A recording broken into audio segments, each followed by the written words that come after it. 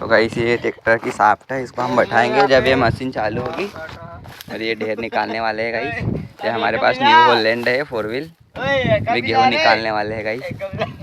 ये हमारे अरविंद भाई, नहीं ये हमारे ड्राइवर साहब, हमको यहाँ पे इसको यहाँ पे बिठाते हैं गाइस, देख सकते हो इसको गाइस कैसे बिठाए। यहाँ बैठाओ एक, इसको इधर घोप देते हैं पहले। अरे ये वाली वहाँ पे बैठेगी।